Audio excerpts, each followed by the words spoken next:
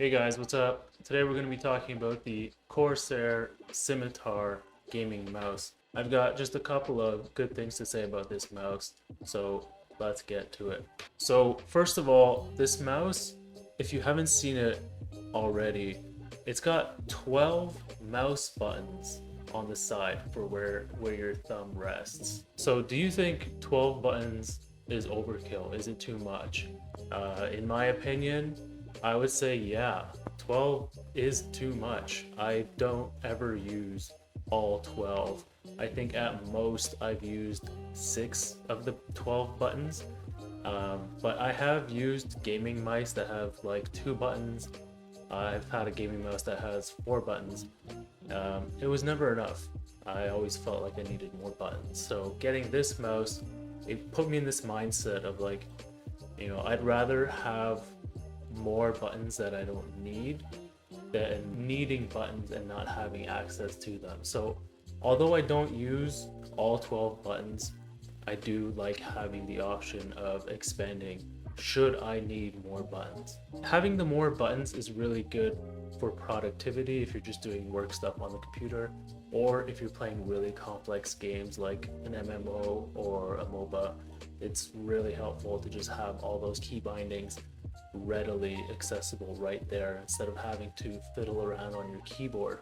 Another cool thing about the keypad here is that it actually sits on a slider. When you buy this gaming mouse, you get this nifty little screwdriver. It's hard to see it, but there's a screw at the bottom. You just twist the screw, it loosens it, and the whole thing slides back and forth. Once you've chosen a comfortable spot for your thumb, you just tighten that screw and you're good. You can just stick this in your desk for later. Having the keypad on a slider is really good for ergonomics. It puts less strain on your wrist, so that makes it feel good that you're not really straining your thumb trying to like get to all the buttons. It's just you set it to a comfortable place and then you're good. One of the sort of like hardware features on this mouse is that it has a really high precision DPI switching.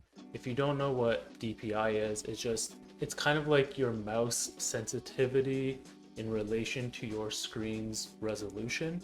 So you can really tune it and dial it so that you have like a really smooth scrolling with your mouse pointer. So having high precision DPI switching really shines when you're playing a shooting game, because you can really tune how quickly your crosshair goes. It makes it really easy to get to like a really good fine-tuned point with your aiming.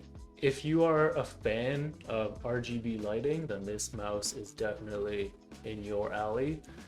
It's got like a palm light. The keypad has its own light. There's a light in the front here. There's a light under the mouse buttons, and there's also a light for the scroll wheel, which I actually really love. It's probably one of my favorite parts on this mouse is the scroll wheel. When I bought this mouse initially, I didn't see it plugged in at the store, so I didn't know that the scroll wheel actually lights up. It's really a nice surprise for me because I like it. I like the size and the feel of it.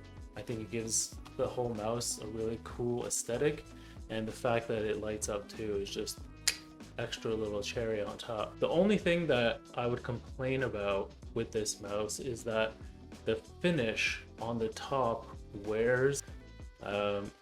There's these little bubbles that started to go up here and even at the top of the mouse button, and they're kind of like mosquito bites that like it's tempting to just like pick at it. So you can see I've actually scratched the finish off one of the top mouse buttons, and you can see some of the bubbling happening on the finish. But it's with enough wear, with enough use, it is gonna happen. I don't think it matters what kind of mouse or product you get. If you use it enough, it will start to show signs of wear. So I can't really complain about that. But that if I had to say one con for this mouse, that's what I would say. Would I recommend getting this gaming mouse? Absolutely. I've been using this mouse for I think almost a year and it's been serving me really well. I'll leave a link in the description for where you can get this exact gaming mouse if you wanted to get one for yourself. Leave a comment below if this video helped you in deciding what your next gaming mouse would be. I love reading people's comments. I'll reply to each and every single one. Remember to give this video a thumbs up, and if you haven't already subscribed to the channel, the button is somewhere over here. I will see you in the next video. Peace.